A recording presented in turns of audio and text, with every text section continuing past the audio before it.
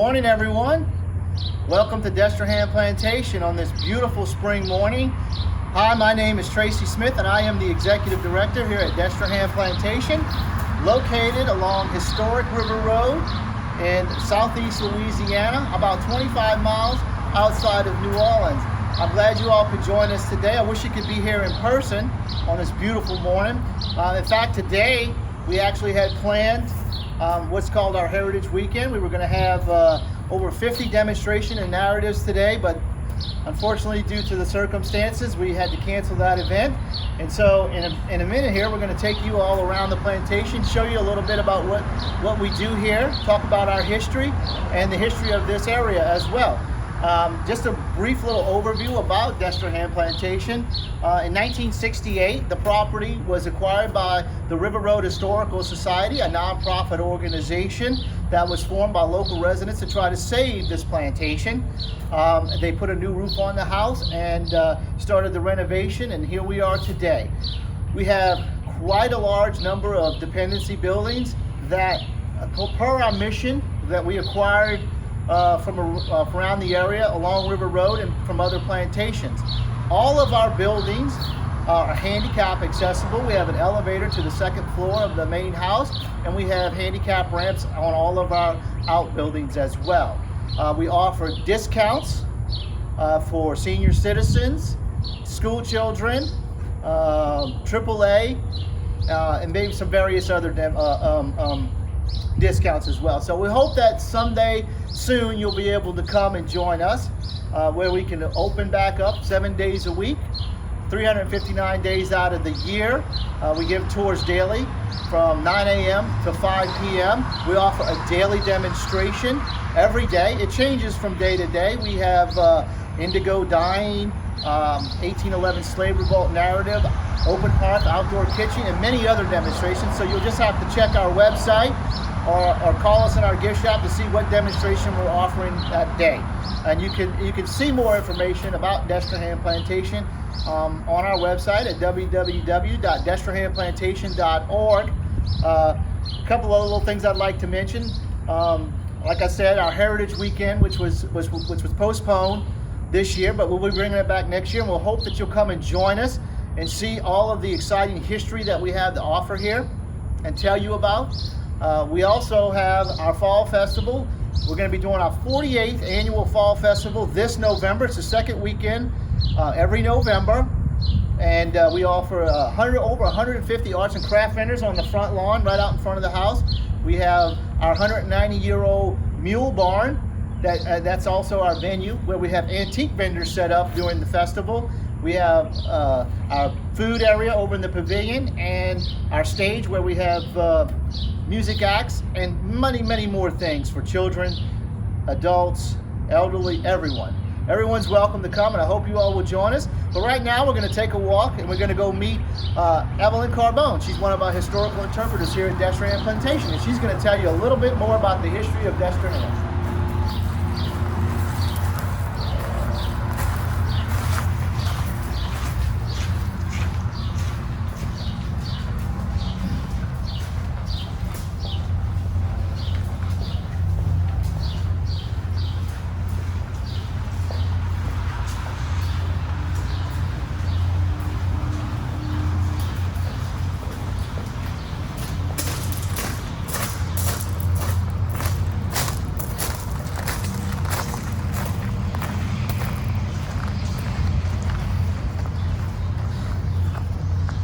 I'd like y'all to meet Evelyn Carbone. She's one of our historical interpreters here at Destrehan Plantation. She's been giving tours here for almost 28 years. How are you doing today, Evelyn? I'm just doing great, and we're so happy to have you here with us. Yeah, I've been employed here for almost 28 years. You notice I didn't say I worked here for 28 years. This is not a job. You know, this is my second home, and I've enjoyed every year I've been here, and I've learned so much. And I really want to share some of that knowledge with you today. To do that, we have to go back about 200 years. This plantation was built by a Frenchman, Robert Delaunay, in 1787. It was an indigo plantation at the time, but he married his daughter off to Jean Noel Destrehan. The plantation is named after him. When he moved in, he started planting sugarcane. And by 1804, he was the largest cane producer in the whole region. The cabins that you see here, these are typical slave cabins of the 1800s. They're not original to this plantation. They actually came from Helvetia in Baton Rouge, which was destroyed in 1962 by Hurricane Betsy. When you're walking around the grounds at the end of the tour, please come back and see these cabins. Go inside on your own. The room on the right, being double cabins, 2 families would have lived here. The one on the right is set up as a cooper's workshop. Of course, his workshop would have been on the grounds along with the other skilled workers. The room on the left, it kind of shows where a family would have lived at the time. But do spend some time on that porch, looking at that poster. That's a very small memorial to the men, the women, the children who were enslaved on this plantation. Every one of those names represents a human being. And every one of those human beings has their own story. Of course, we don't know the stories of all of them, but I do know a few, and I will be telling you about those as we go through the house. The water cisterns were replaced in 1996, but they no longer collect all that rainwater from the roof or the gutter system. This one, it actually disguises our elevator, and we get a lot of use out of that elevator. The one on the right over there, that has a handicapped restroom, and you might bear that in mind when you're walking around the grounds. Let's go across the rear of the house now over to the Jefferson room. Please come with me.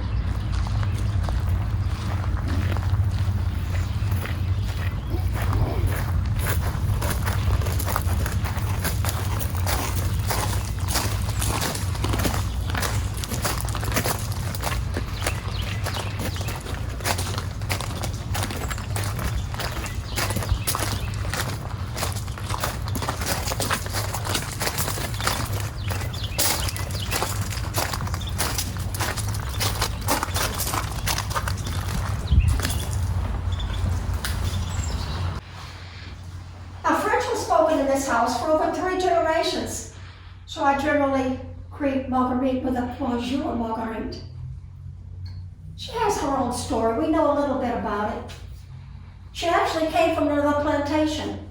She was purchased by Robert Deloney, when he built this house. She was actually purchased by him and brought here along with 2 of her young children at the age of 40. So she must have had a family where she came from and probably had more children. But she came with 2 children, Charlo and Noel, under the age of 12, and only because it was the law. You couldn't separate a mother from her younger children under the age of 12. Marguerite's listed on that poster as a cook and a laundress with a hernia. She's valued at $1,200. Now the man who makes the barrels, he's called a cooper. We know that Essex was a cooper here. He made the barrels for shipping, for storage. He made the water cisterns. He even made the butter churns. And we know that Essex was valued at $1,500. He was the most valuable slave on the plantation. Now, you would have to multiply those figures by 30 for today's standards. So you see, today, Marguerite would be valued, what, $36,000. And Essex, $45,000. That's a lot of money. So you see, no matter who you were, you could be the little nun in New Orleans. Yeah, she owned slaves. You could have a small farm up to 25 enslaved, or you could own a plantation. You had a lot of your wealth invested in forced labor. Let's go into the dining room.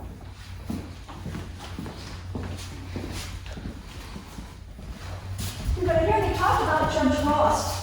You'll learn about him in that history video, which I really hope you'll have time to see, at the end of the tour before you leave the grounds, because it will fill in a lot of blanks.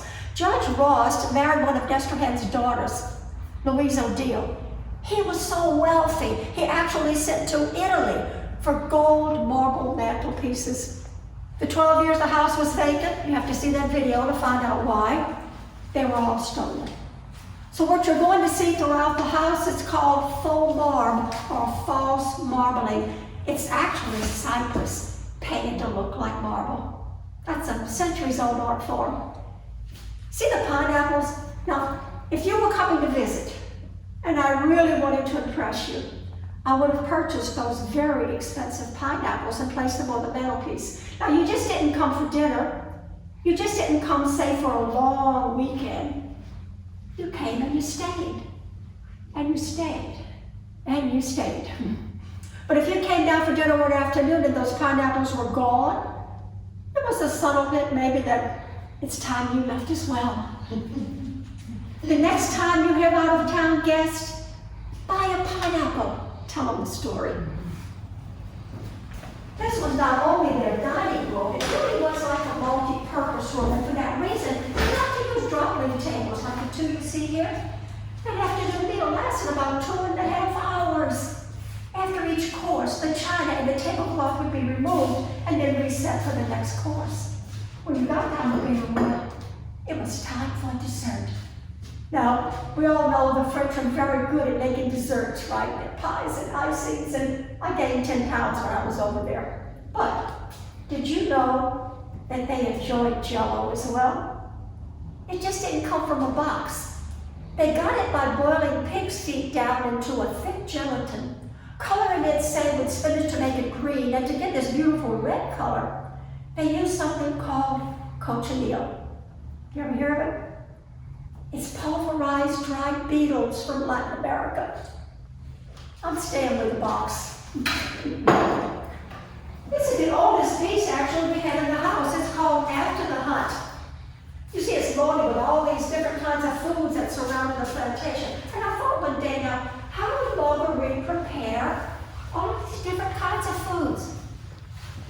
I think she would have taken that huge gutted rabbit. She would have roasted it beautifully, placed it on a huge platter, and placed it in the center of the table, surrounded it with bowls of fresh vegetables grown right here on the plantation. Of course, that was for the family. So what did she eat when she went to her own cabin? She ate the same food. You see, they had their own gardens. So she had access to tomatoes and onions and garlic and okra. They could hunt, fish, and trap to supplement their food supply. I think she would have taken all of those ingredients, but this time, she would have chopped them all up, put them in a huge pot, and made Creole gumbo. Have y'all had any good gumbo since you've been in the area? You know, I'm from New Orleans, and I've tasted all the gumbo that you can find in New Orleans, but I've been out here for a long time. So I can tell you where you can find the very best Creole gumbo in this whole area. That's at my house. Watch your step, please. There are 2 steps down.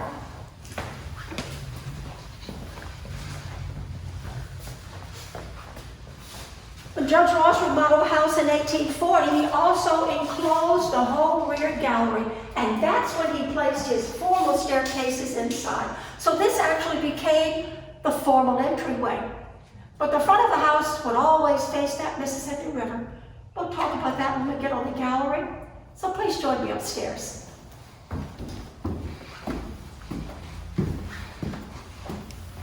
You'll notice the slanting of the gallery up here. Yes, it does slant. Remember, this was an outside gallery at one time, and the slanting was to drain the rainwater from the doorways. Watch your step. Thresholds are high.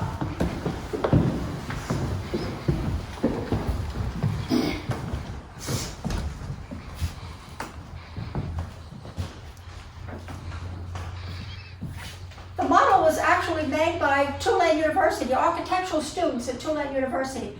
And this is what the house looked like when it was originally built. You see how that gallery went all the way around the upstairs? What a great place to play, right, for all the children that were born here. In 1810, Destrehan added on the Garciniers. In 1840, Judge Ralston closed the whole rear of the house. So we're changing now. Downstairs, we're talking about the French colonial way. Up here, it's now Greek revival. He changed those Doric columns into large colonial columns, Greek revival columns. He enlarged, this is the original doorway, by the way, and this is the one he made in 1840, the large doorways with the cross ventilation, 14-foot ceilings. That was about as cold as they could get in this climate. You notice everything is made of cypress. Cypress trees, they used to flourish in the surrounding swamplands. They grow from 800 to 2,000 years old. Their sap repels termites. It was the ideal building material. You just Can't improve on Mother Nature, huh? And by the way, I want to point this out to you. Downstairs, the walls are made of bricks. Up here, they're made of mud. It's called boussillage. Boussillage entre les poteaux. That's mud between posts. That's a mixture of sand, clay, crushed oyster shells, animal hair, and moss. It's all packed between the cypress beams, dried and then plastered over. These are the finger holes of the slaves that placed it there. That was to hold the plaster on the walls. And one of our many demonstrations that we have going on every day is the boussillage. And I think usually he's here on Tuesdays, but you certainly want to catch any demonstration we have going on. And this is one of the original cypress colonnettes, taken from the upper rear gallery at the time of restoration. And the rest, they're still enclosed inside those outer walls for support. Watch your step.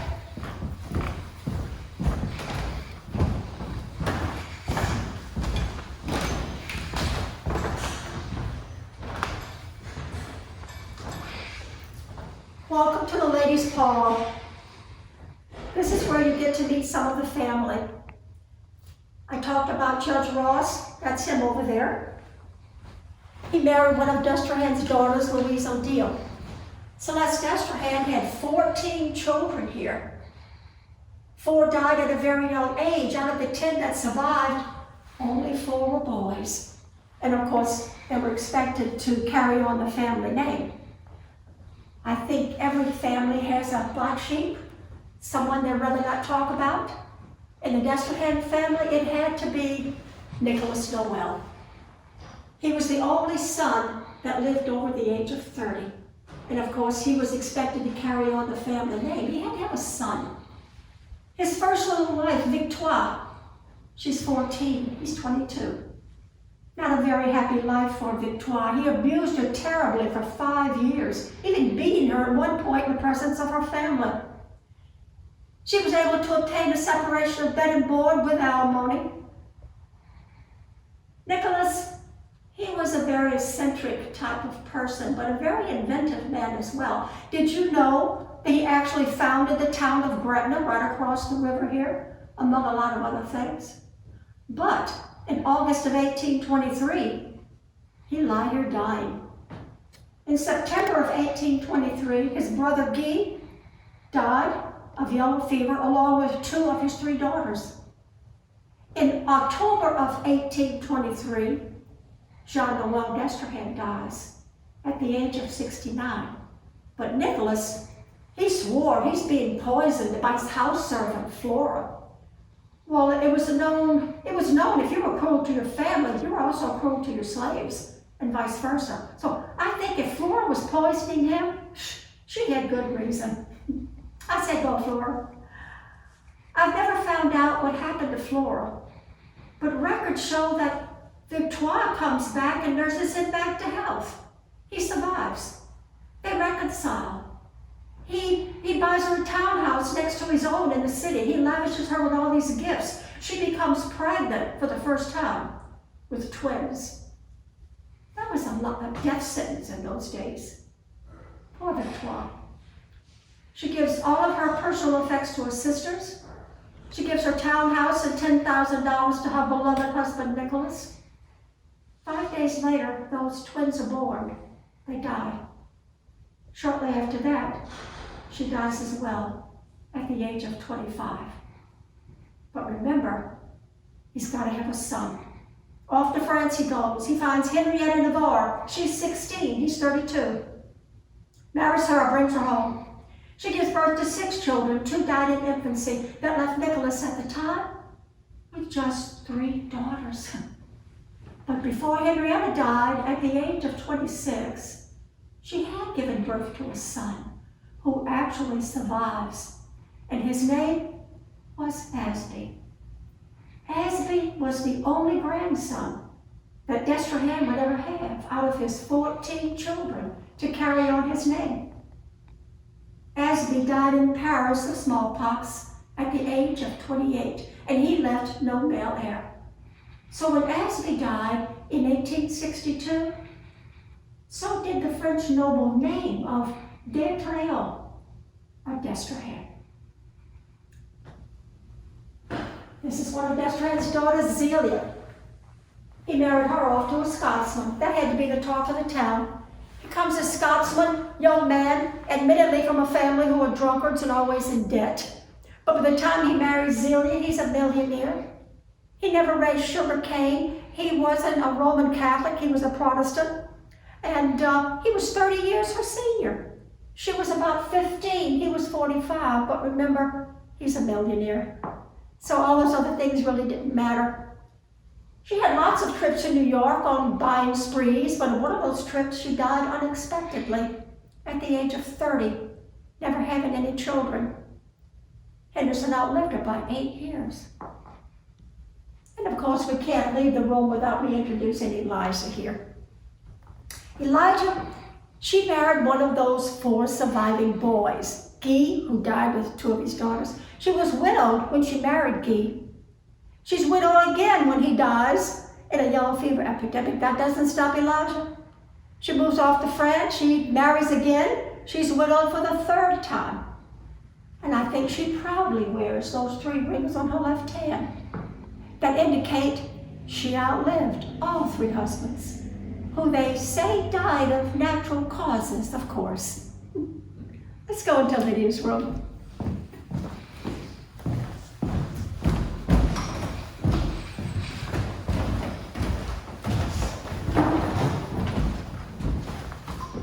Judge Ross arrived in 1839. This became the bedroom of his 3-year-old daughter. Her name was Lydia. You know, we actually found the diary of the Father Parade, the local priest, back then. It's being translated into English, and I've read parts that have been translated. He describes a very sad scene that happened right here in this room on July the 22nd, 1853. He says that he and a physician, with his little black bag of cutting tools and leeches, and several unnamed slaves to restrain Lydia, they were the only ones present as she lay here dying. She died a very excruciating death of yellow fever, described in gruesome detail in the diary of that local priest. Shortly after that, he receives word that her younger brother Henri had become ill, but he was told not to come for fear that he might frighten the child. Shortly after that, he receives word that Henri had died. And he writes in that diary, I stood on my front porch watching that pitiful funeral procession go by on the only day it hadn't rained in 40 days. The prayers, they were said in the open, as I had locked the door of the church. We fast forward about 4 months, and he writes, Judge Ross came to me today. He actually wants to cut some cords of wood from my forest. I gave him permission to do so, and he ends it with, it is always best to be one up on your enemy. Henri, he was the last family member to be born in this house.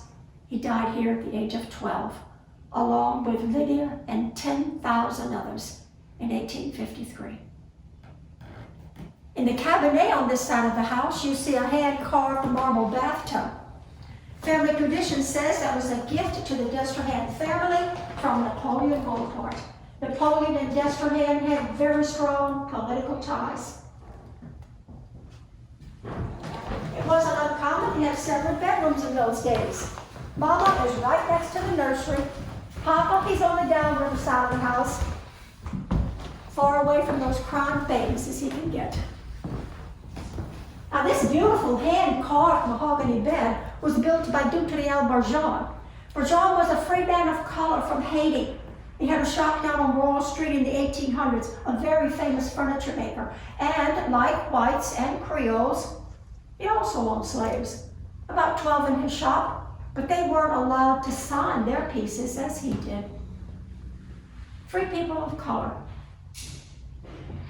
They chose to call themselves that to differentiate themselves between the slaves that were brought here from Africa. They were the cushion between slaves and Creoles. They owned their own homes, their own businesses. They intermingled freely with the whites and went to church together. I'm from New Orleans, and I know there was a certain section when I was a child in New Orleans where there were free people of color. I didn't know exactly who or what they were at the time, but a very attractive people. But we became a colony, we became a state. There were hordes of Americans coming down from up north. There were Germans and Italians and Irishmen all coming here to make their own fortunes. The Americans saw free people of color as just blacks. They lost that cushion between the slavery and the Creoles. The Americans also saw the colonists as foreigners. The colonists, they were afraid they were going to lose their property and their Roman Catholic religion, because most people up north, they're Protestants. After all, the governor, Claiborne, he's Protestant. He can't speak a word of English, or French rather. That's when Destrehan, he ran for governor twice. He was defeated, but he did serve in the Senate. So he was into politics an awful lot. As I say, he was chosen to go and bring our papers up to Washington so that we could become a state. The marble top nightstand, the parade due. Now these are two of the few pieces that belong to the family in the house. This is where their morning, afternoon, and evening prayers would have been said. By law, there was only one religion allowed to be practiced in Louisiana until it was granted statehood in 1812, and that was Roman Catholic. That's why it's predominantly Roman Catholic today. I did notice that Monsieur Destrehan is in the gentleman's parlor. He seems very busy. I really hope that he would have time to say a few words to you, but we won't disturb him. But I know he would want me to tell you that he was born in New Orleans. His parents, they were born in France. That's what made him a true French Creole. You might hear several definitions of Creole, but the original meaning had nothing to do with mixed blood, or French, Spanish, Black, or Indian. The word Creole comes from a Spanish word, criollo, which means born in the colony from foreign-born parents. Of course, it's been watered down today to mean many things, but the term Creole is still used in South America today to differentiate between those born in South America and Spain. So let's cross the gentleman's parlor. We won't disturb him, and I'll meet you in Papa's room.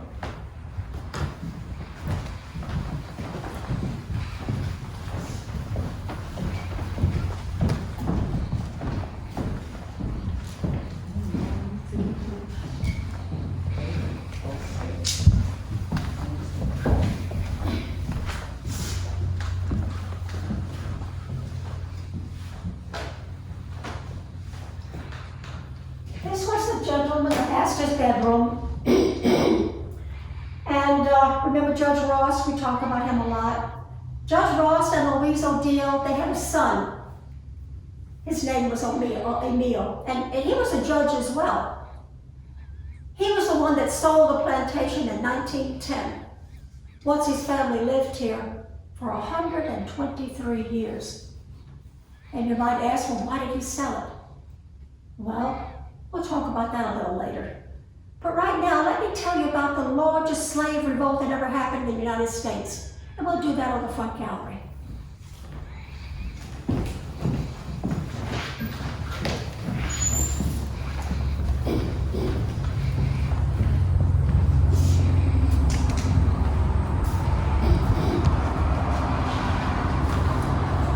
There was a huge slave revolt in Haiti, very successful. There was a Charles, another Charles, that was a slave on the Woodland plantation of the Place.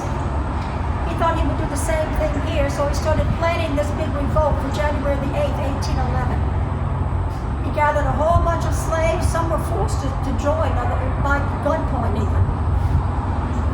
Woodland plantation, they killed the plantation's owner, or brother, or killed the plantation's son, Gilbert. They wounded the plantation owner. He escaped across the river, headed downriver to join the federal troops. Now Charles, he thought those federal troops went back to Florida by this time, and that's why he had planned it for this particular date. Now again, numbers always vary. They marched down the river road. Now remember, the river road was not right here. It was next to the river, which was a quarter of a mile away. So you have a horde of slaves coming down armed with guns and knives and picks and shovels and anything they could use as a weapon.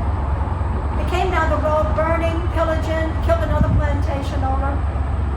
But by the time they reached Kenner, here come the federal troops with Mr. the one who left the woodland plantation injured. They meet them there. The leader and others were shot and killed. Many escaped into the swamps and made their way back to their own plantation. And by the way, 17 from this plantation right here joined that revolt.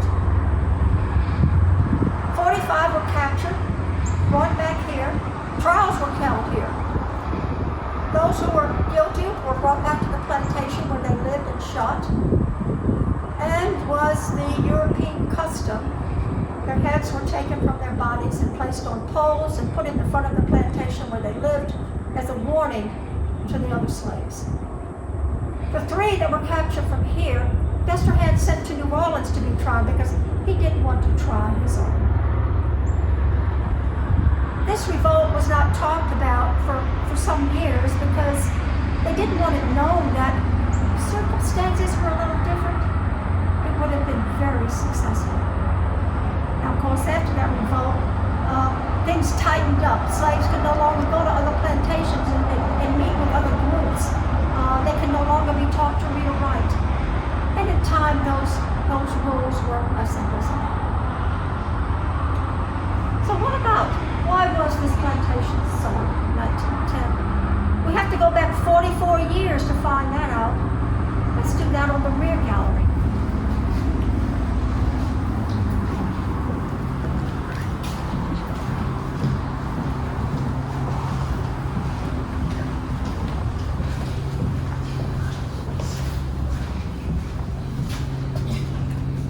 Civil War is coming. Judge Ross goes to France with his family. He tries to get help for the Confederate cause from France and England and Spain. But they wouldn't give any help unless they were sure the Confederacy was going to win. I think, well, we were sure they were going to win. Why would they need their help, right? But anyway, he couldn't get any help, so he spent the rest of the war there.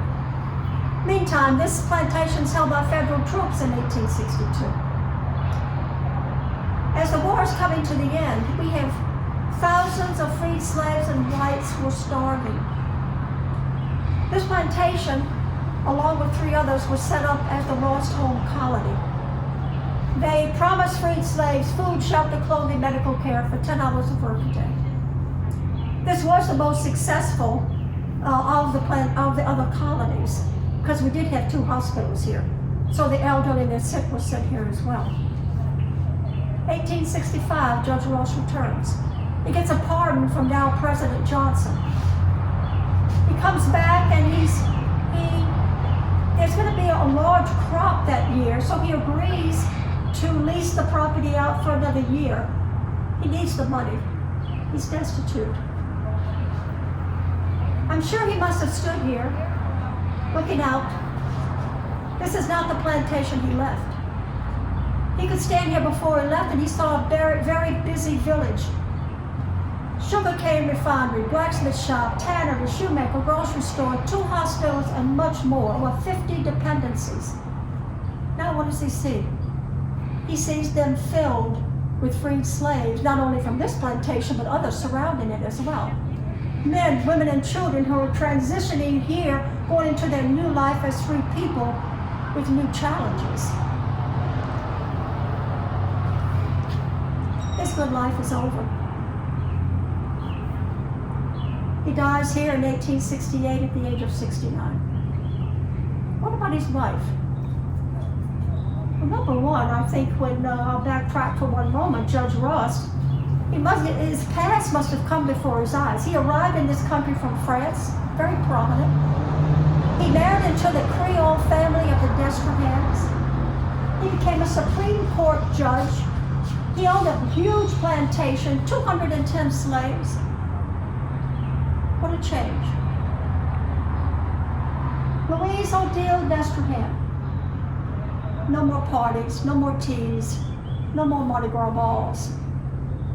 Her good life for her was over as well. She winds up going to Boston and living out her rest of her life with her daughter. She died at the age of 75. That's when Judge Emil Rost had to sell the plantation. See, he never married. You have to have a strong wife, a strong plantation mistress in order to run a plantation, because the men, they're always away on business or doing politics. He didn't have that. And he was sickly besides. So he decides he's going to sell the plantation in 1910. Once his family lived here for 123 years. So I know you're wondering, okay, so what's happened between 1910 and 2020? Here again, you have to see the history video to learn the rest of that story.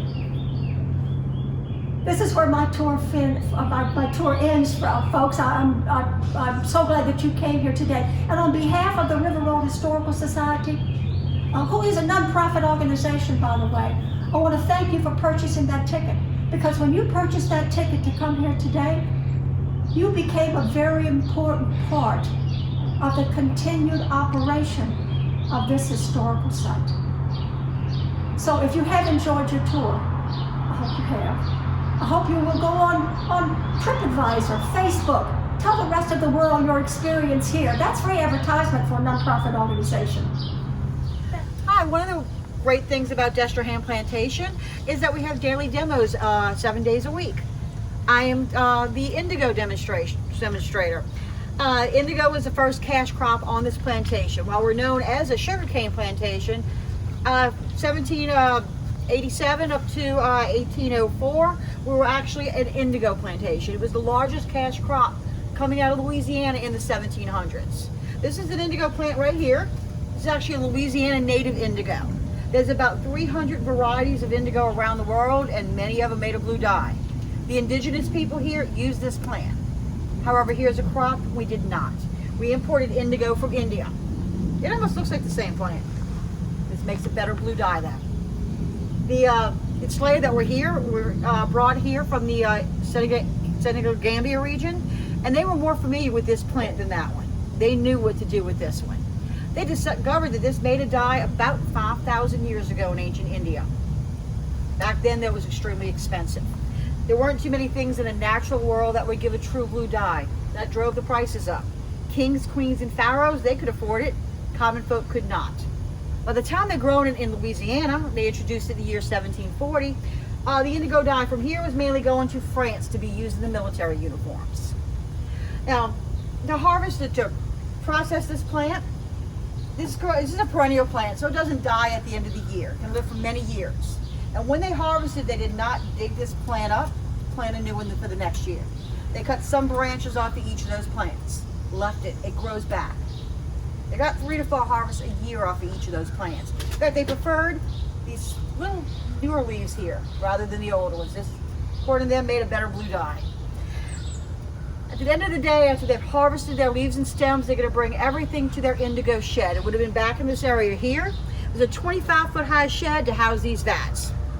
This is all they needed to turn the plant into a dye. All of those cuttings are to go into this top vat. They filled it with water and let it sit for a day. Next day they come in, leaves, stems, and water, everything's deep blue. So now they're going to pull a plug and dump everything into that middle vat. That way the next batch they cut can start soaking. There's going to be an enslaved man on both sides with oars. They were called indigo tears. They're agitating the water, breaking those plants apart with the oars like a big wooden blender. After a few hours, they get to take a break. They let all that plant matter settle. Once that does that, you see these 2 dots here, pretend like they're holes. You pull a plug off that top hole, drain the top layer of water out. They don't need it anymore. Come back a second time with the oars, work it another few hours. Now when they let everything settle, the plant matter smaller pieces. Compacts a little bit further down in that vat, pull the next plug, drain the next layer of water out. Then they come back a 3rd time. By the time they get done, it does not look like plant matter anymore. It looks like blue slushy mud. So now they're going to pull a plug, dump everything into this bottom vat. They can reach it easier. They're scooping it up, squeezing some water out, putting everything in the cloth bags, hanging those bags from the roof of the indigo shed so water drains out of it. Next day, instead of feeling like slushy mud, it feels like soft modeling clay. You're going to take trowels, spread that into brick molds, Put those molds out in the sun to finish drying. That indigo dye dries as hard as a brick. And that's how they're shipping it from here in Louisiana all the way to France. It's solid, uniform bricks of dye. Now you can't use a brick to dye with. You'd have to grind it back down to a powder. And let me sprinkle some right here. I had some. Very, very, it ain't working that good. It's a very fine powder. Finer than some of the better makeups. You do it this way. I usually have it sprinkled. That's what happens when you clean everything. Now this stuff though, it's not water soluble. They're gonna have a kettle of water going right below boiling. And if they don't treat the water, they put this indigo dye in it. You have a clear pot of hot water with dry indigo dye sitting on top. Today, I use chemicals to treat the water. It's modern day and I can get away with it. Back then, they didn't have that option. They had to find something in the natural world, hopefully something really inexpensive or maybe even free, that could change the pH level of the water. And what they're doing is pulling the oxygen out of the water, making it more alkaline. And they learned that stale urine worked really great in these dye batches. Specifically, they wanted it from young men. Late teens, early 20s, they thought it was more potent. In reality, human, animal, old, young, male or female, didn't matter. It's just easier to collect it from men and boys than to chase the sheep around the field with a bucket. So they're gonna put the urine, the urine, they're gonna let it go stale for 2 weeks. When it's time to dye, they're gonna warm that stale urine up, mix it into that water. It's gonna allow the dye to dissolve. Indigo's finicky, and if it overcooks, it will start to turn brown. If you let it cool off so you don't burn your fingers, it will not work as a dye. These two flowers were identical white flowers. This one I put the dye when it was at proper pH level and temperature. This one I dipped after it cooled off all the way. So you see it stained it, but it didn't dye it. Indigo lets us know when it's at the proper pH level and temperature. Now let me put my gloves on so I don't have blue hands.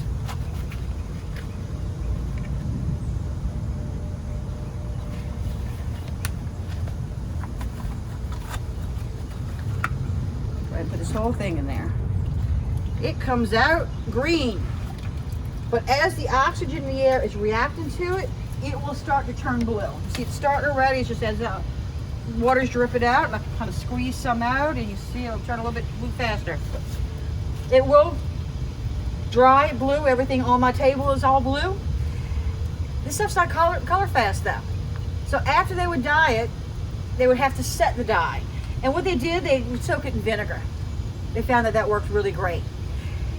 Thing is though, when the seamstresses got all this fabric to make those uniforms in France, they didn't have any such thing as Febreze or Bounce or anything to make fabric smell good. So that fabric would smell of vinegar mixed with stale urine. And indigo dye, it's a fermented leaf. It reminds me basically of a sour baby diaper. Probably the 3 worst things you can mix together. Most blue clothes today, they're not dyed with indigo. They're chemical dyes. It's quicker, it's cheaper, it's more color fast. There are areas of southern France and India that are still hand dyeing with indigo. It's gonna cost a little bit more. I have met a couple indigo dyers in the United States, and they're all folk artists, the ones that are spinning and making their own yarn and dyeing it themselves, and they aren't happy with the fact they use chemicals instead of urine. Now, traditionally, they've always said that indigo dyers have a 5-year life expectancy. So before I agreed to do this, I checked into that. There was a study done recently on the dye and the plant, and they couldn't find anything harmful in that indigo dye or in the plant. But there were rumors that arsenic was released during this period. So what they did is they went over the old rolls, the census from the old indigo plantations, to see if these indigo tears were living a shorter lifespan than somebody who just worked in the field or maybe the kitchen. And no, they didn't. They weren't doing a lot of large-scale dyeing here. They'd have a broken brick or a small brick. They would dye, but it'd be open air like I am today. In France, all this dye is going to women dying in big brick and stone buildings every day of their lives. Poor ventilation, no OSHA regulations, no mask. So they're breathing in this powder all day long. Basically, the blue lung version of what we know of black lung from the coal miners. So basically, for lack of a mask, they were dying younger. But it wasn't because of the any toxins in the plant itself. Thank you again for visiting us here today at Destrehan Plantation. I hope you learned a little bit of history that maybe you didn't know. I hope that you'll come out and visit us in the near future, and you can see a lot more of the history that we offer at Destrehan Plantation. For more information about Destrehan Plantation, please go to our website, www.destrehanplantation.org.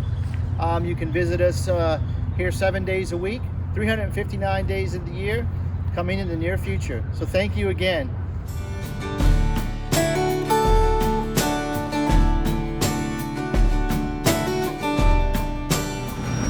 Hi, my name is Monique Duanslet, along with my husband Michael Duanslet. We're both the owners of Zora Christina Catering Cafe, located at 2003 West Maryland Highway, La Crosse. Today we're going to do our, it's going to be Zora's Creole red beans and rice. We are open during this time. Our hours are modified due to curfew and among other things for the virus. You can check if you have Facebook, check on our Facebook page for those hours, or you can just call the restaurant and those hours are posted on the machine for you as well. We're still taking orders for healthy meals. If you're a healthy meals client and you stop just assuming, we're still taking orders for those catering orders for the unfortunate repass or whatever. We are taking orders for those. So we're here Tuesday through Friday, 11 to 2:30, and then Thursday 11 to 6, and then Friday we have a break 11 to 2, and then 5 to 8:30. So if you need to contact us, please visit our website, zoracatering.com, or here at the restaurant, 985-359-3673. So let's go ahead and get started.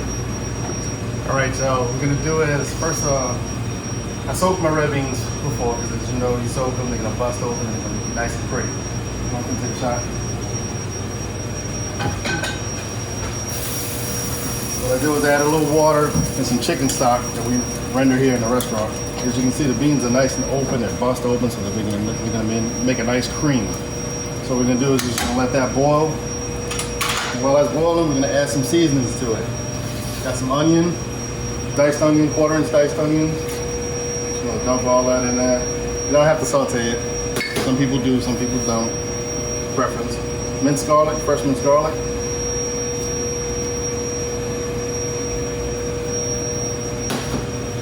And we're gonna let that roll for a little bit. Add a little bit of black pepper to it.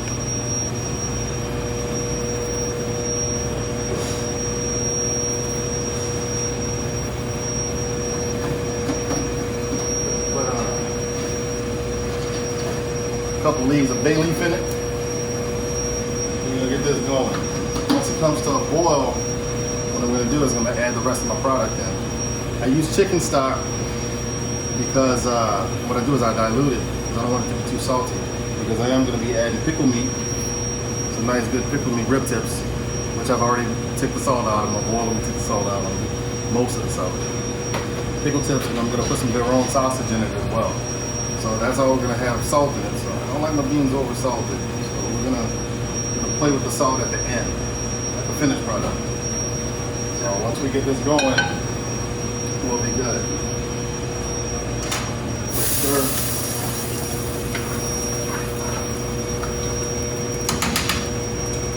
Add a little more water because they're gonna absorb, they're gonna soak. Once they get going, we'll be good to go. In the meantime, what we're gonna do is we're gonna come cut up some sausage.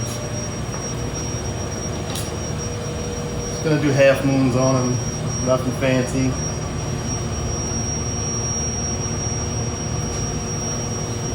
Straight down the middle.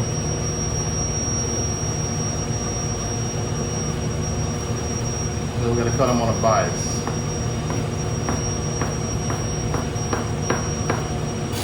Don't worry about going this fast at home. I've been doing this for a little while. Playing with knives since I was young.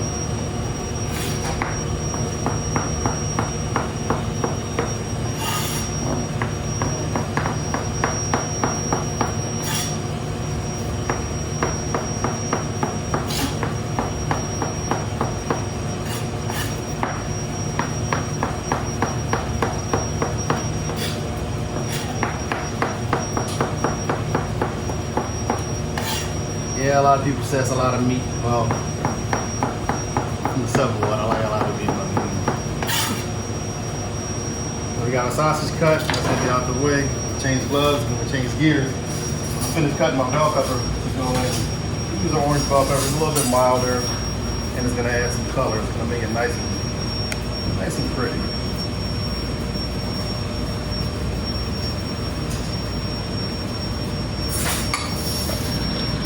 I just took the tops and bottoms off because we were making some other stuff, so bear with me. I'm gonna take the seeds out and the veins out, just like filleting a fish. Cut them in half. We're gonna dice this 1/4-inch dice as well.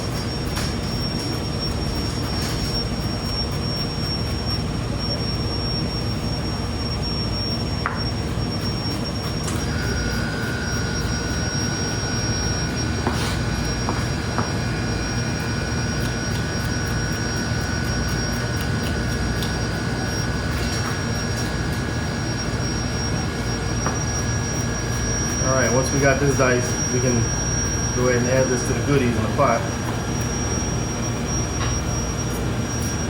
We're going to add this to the pot.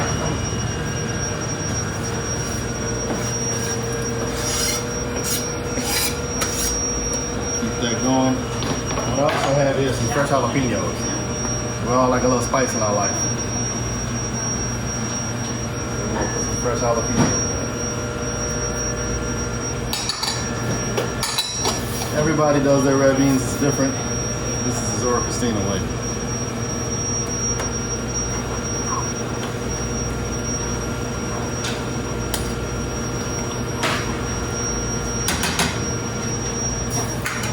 So we do a lot of daily specials here. Red beans is one of them, but we have such a variety of products that we serve here that we offer. We do wraps, we do fried chicken, we do baked chicken, we do broiled fish, we do a variety of seafoods. And everything is unique over here. My wife and I wanted to bring something to the river parishes that no one else out here had. They typically do the red beans and rice on Mondays, but we don't. We're unorthodox over here. So what we did was we tried to bring people, keep people on this side of the spillway. Well-style food, half the price, better than quality on this side. So this is what we're trying to cater to our customers and clients, and we have a great repeat business by doing so. Okay, so we start to boil.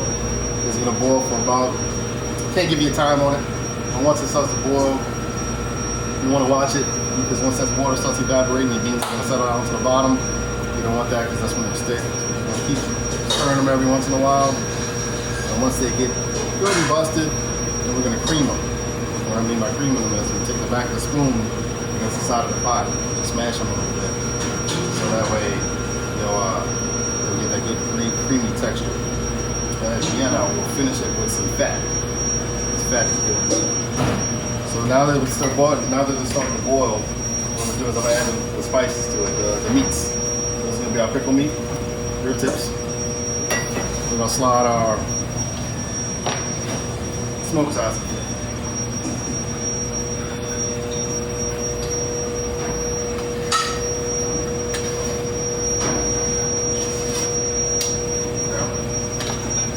So now that that's in, usually I would have a beer while this is cooking, but since my work I can't have one.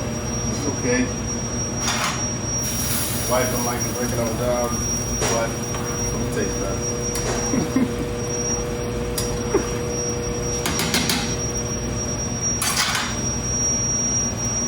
So if you ever come to the restaurant, whenever this pandemic or whatever you want to call it is over with, and there's something that's not on this menu that you want, I have the ingredients. If we have the ingredients, we have no problems catering to your needs. And speaking of catering, we do a lot of catering as well. Off-site catering, or we can set up, drop off, whatever your needs are, we can cater to you. I hold back off on cayenne pepper because we had a jalapeno to it, so I don't want to burn nobody with it.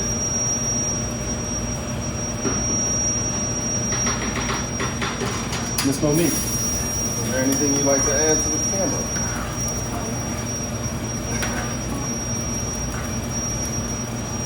So, once we got everything in and we're starting to bust a little bit more, we'll see what. Still a little bit hard, but you can see the husks are starting to break on them. There we go. It's starting to break, so we're getting good.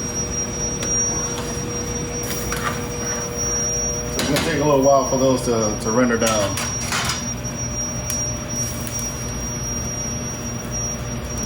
And at the end, what we're gonna do is we're gonna let our cameraman taste the product, the finished product, and see how you like it. And I'm gonna hold the camera while he eats it. He doesn't know that yet, though.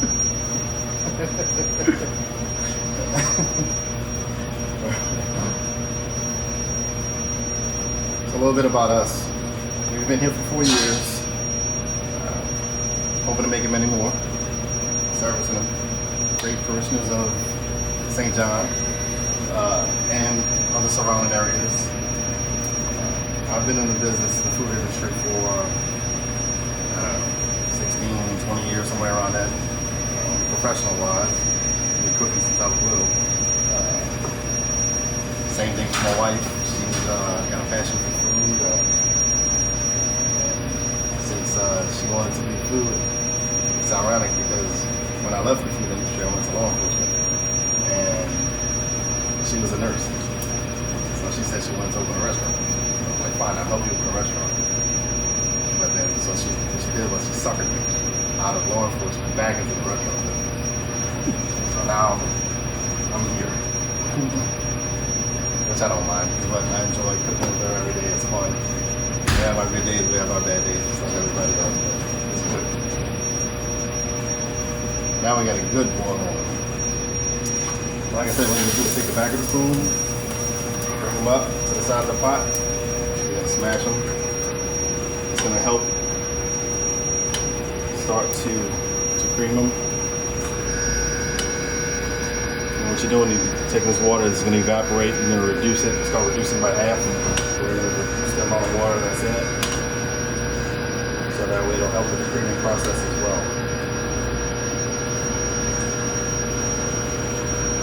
Now once you get everything in, smoked sausage is cooked, the pickle meat has been cooked. So it's okay to taste them to see where your flavor profile is. It's gonna taste the tea, so we're gonna taste the tea. I'm gonna grab a spoon. So see if I need to add any more flavor to it. I ain't chicken stock or salt.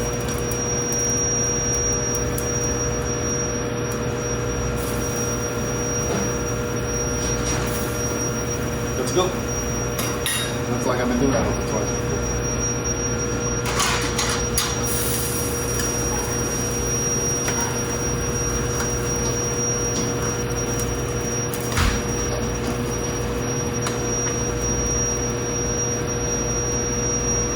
So my wife is a big health nut.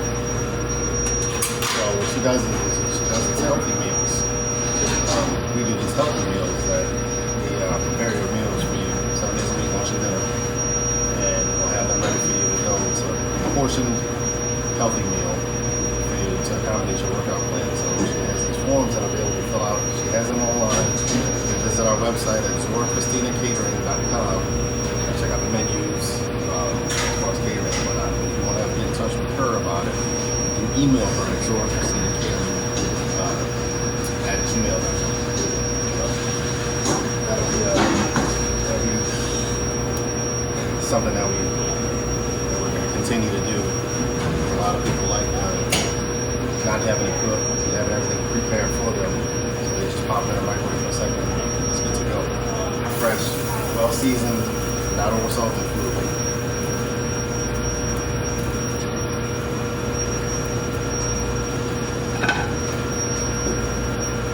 Okay, so this is going to take about another, I'm going to say 30 minutes. So what we did was we went ahead and prepared a pot for you already to show you the final finished product. So when all this gets rendered down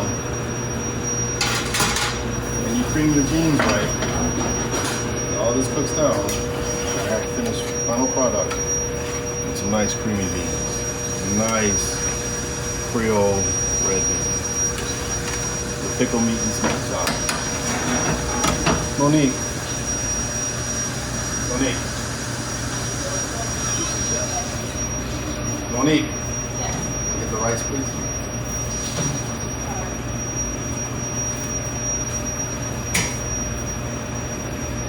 So the final product into creaming them is I'm gonna get some cold butter, cold fat. It's called mounting with butter. It's a technical culinary term. And what you want to do is you have a nice slow boil. Put the cold butter in. And keep it moving. Once you keep it moving, keep stirring it. You're gonna see it eventually start to thicken because the fat is gonna coagulate with the other seasonings and spices and everything. It's gonna make a nice cream like this one. It's gonna make it beautiful and creamy. But you still have a whole bean. You still have the whole beans, but by me smashing them on the side, I broke them up a little bit, make it easy. You don't have what's known as bullets. You don't want bullets. Bullets are not good. And hard beans. Slow cook them. Once it gets to this process, you really want to babysit them because they will burn on you really quick.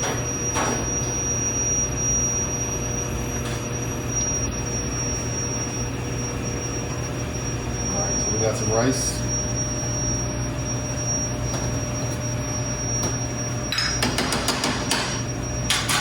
What we're gonna do is finish it up.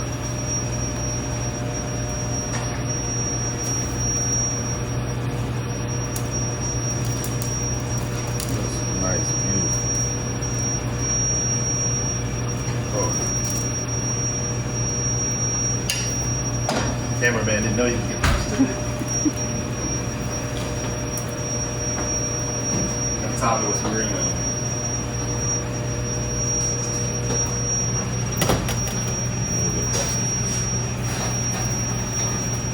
There you have it. Laura Christina's Creole red beans.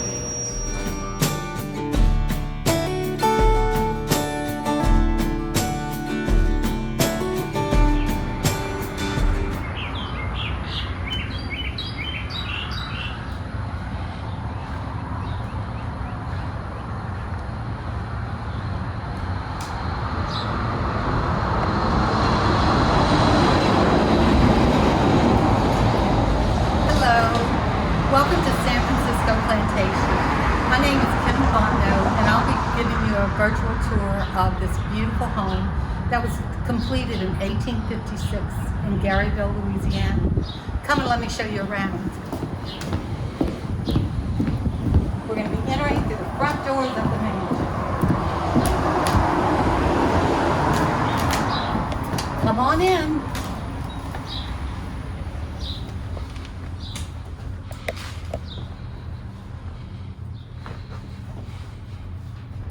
One of the first rooms I'd like to introduce you to or show you is this beautiful ladies' parlor. It's one of the first of the 5 hand-painted ceilings inside the home.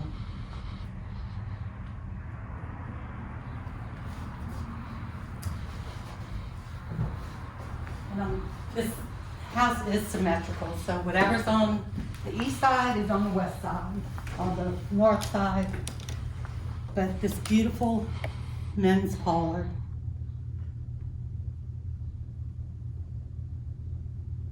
And come on in and let me show you these doors that match the hand-painted ceiling. It's the 4 seasons that's depicted on these drawings. So the house is very decorative.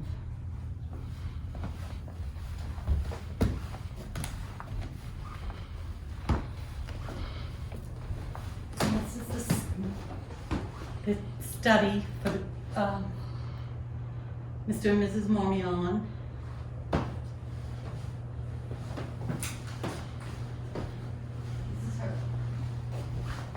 This is the boudoir. This is where she would have stayed sequestered, basically, in this room. And this is where her children were born, in this room. So, And also over here is the master suite. This is Paul Millard furniture from New Orleans. And as you can see, they had their own commode that actually flushed. So it's right there.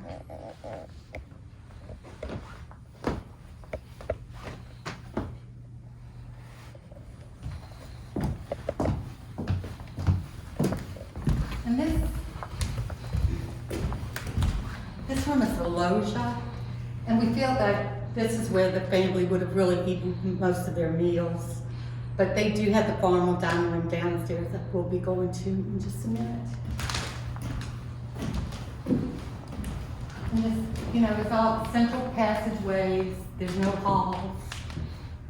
This is the children's study in here.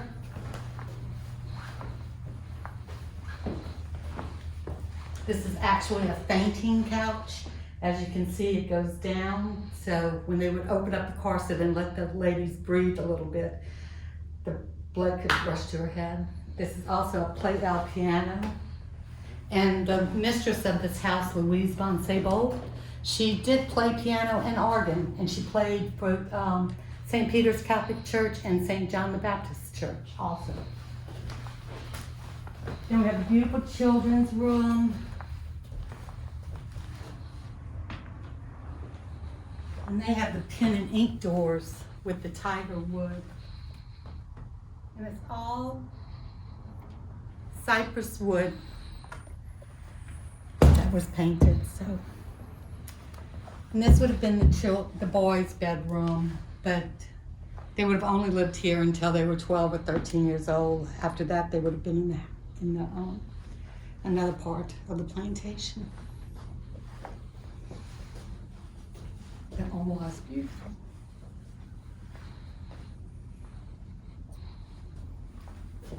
And now we'll go downstairs.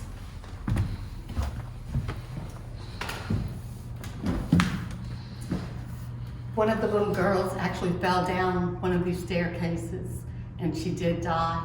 And that the staircase was removed, but one of them is original and one of them is a reproduction.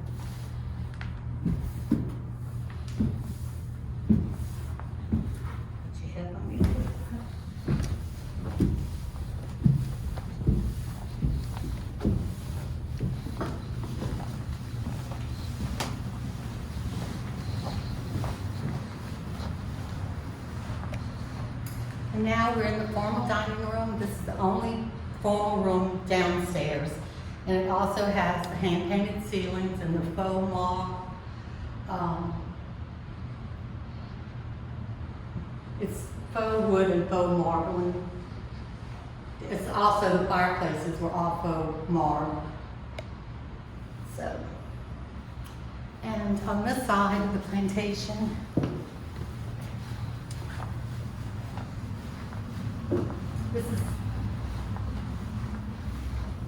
it's really kind of a butler's pantry. It's where all of our china would have been stored. As most people are aware, the kitchen would have been outside of the plantation because of fire. And also, they did not like the aroma of food wafting through the air at that time. And then this is the food pantry. And the shutter's not open, but this door would have been locked, after they would have come in here and gotten food for the day, then this would have been locked. And then for refrigeration, they use these olive jars, maybe to put pickled meat or cabbages or, it's the daughter-in-law that took over the home. She was of German descent, so I'm sure they had a lot of sauerkraut going on around in here.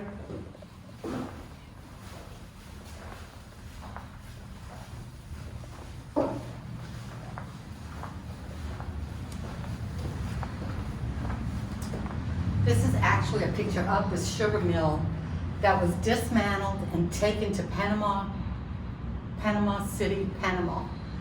And it did eventually burn down, but they did take it apart and shipped it all the way to Panama. This is the rear entrance of the house. And this is the snooker table. They did research and found that they would most probably have a snooker table or pool table in the home.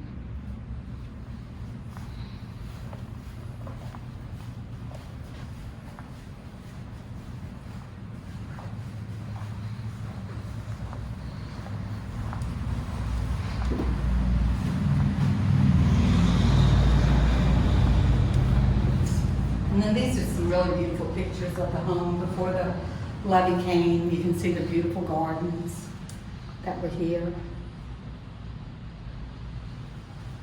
And over on this side too.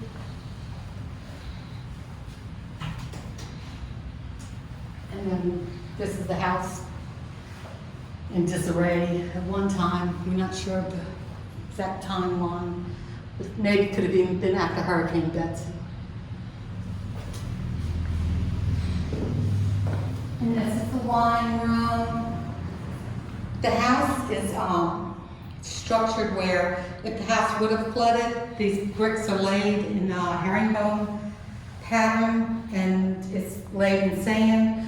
So if the house would have flooded, the water would eventually just seep back out. But this is original furnishings, you know. But all the sinks, they're dry sinks, there's no plumbing. The lead pipes came from the cisterns, and they were very happy to have water, running water. And now we're going to enter the cabins for the enslaved. The cabins aren't original to San Francisco plantation, but it is representative of cabins that would have been on the plantation.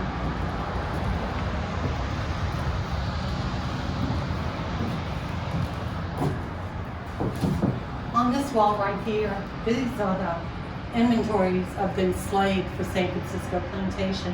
One was the wife's when she passed away, the other one was the husband when he passed away. But they are listed by their name, their job, and the amount that they were purchased for. These are statues from Woodruff Nash, and they're part of our collection now also.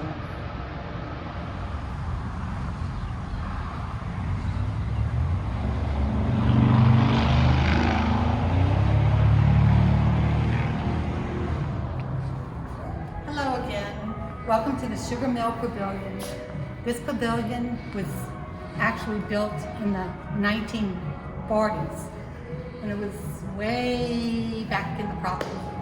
And about 20 years ago, almost, we had it moved to this site, and slowly but surely we had it closed in, air conditioned, and now it's decorated and it's ready for any party or wedding that you may want to have. We have over 6,000 square feet, can hold up to 400. We do a Christmas Eve dinner here with Gray Line, the bonfire, for the lighting of Christmas Eve bonfires. It's called the Bonfire Adventure. So, have a beautiful stage for your band or your DJ, and prices are reasonable, and we've had very many successful weddings, parties, crawfish boils, corporate events. So whatever you may have up your sleeve, give us a call and we'll be happy to work with you. And one of our great events for the plantation, our largest fundraiser, is Frisco Fest. And it's going to happen again in March 21, and it's going to be March 6th and 7th, 2021. The festival includes arts and crafts, a 5K run, a 1 mile run, a 25 or 40 or 50-mile bike tour, and a car show. So bring your mom and dad and the kids and everybody out here and have a great time. Thanks for taking a look around at San Francisco Plantation and the Sugar Mill Pavilion.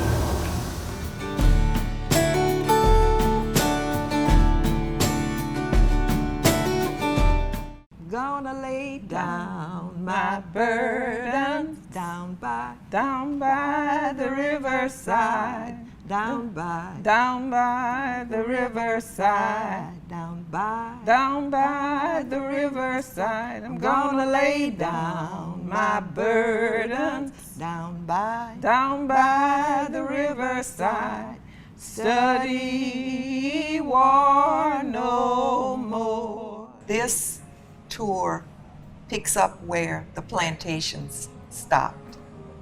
This tour will let them know exactly what our people went through to get to where we are now, the struggles that they had to go through. So if you're from the North and you never had to put up with segregation, it's an experience, and it is a touching experience when you start thinking back at my age of some of the things that I personally had to go through. Well, St. Peter was the church, and if you were Catholic and you had to sit in the back of the church, you couldn't take communion at the same time or be an usher or altar boy. The compassionate priest's name was Father Erod. He approached the archdiocese to have a church built for his colored parishioners. And with the help of Catherine Drexel's money, this facility was built. And it was built right down the street from St. Peter's Church.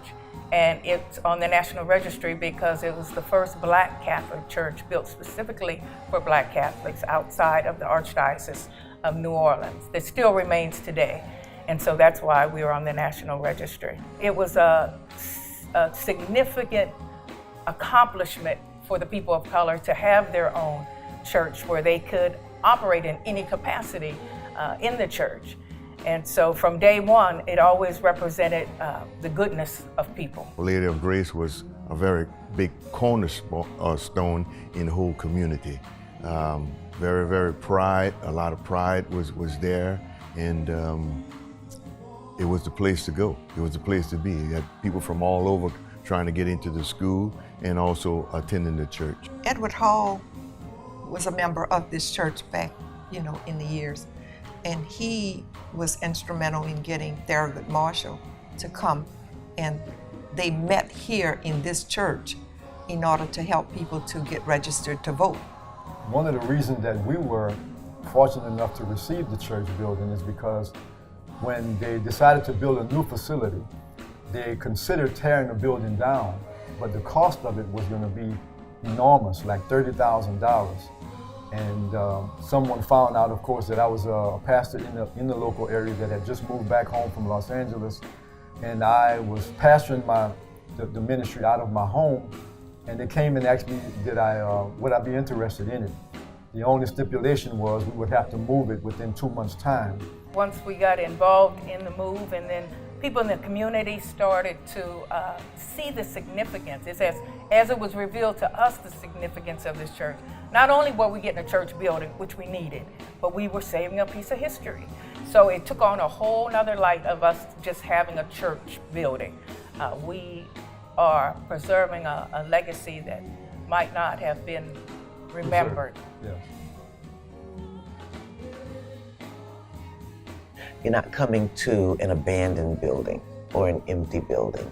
You're coming to a live, breathing church where many of the parishioners are the children and grandchildren of the original founders of the church, where many of the members of the church have parents who were actually a part of the original St. Peter Church, the segregated church, and were with the church through its move and its change to Our Lady of Grace and then its eventual move here. So it's not a warehouse, it's not just an ancient building where you try to bring back all the memories that you can. It's a living, breathing church with generation after generation still here worshiping in this place. It's still like when I was a little boy, 6, 7 years old. The members are still here looking around at it. Yes.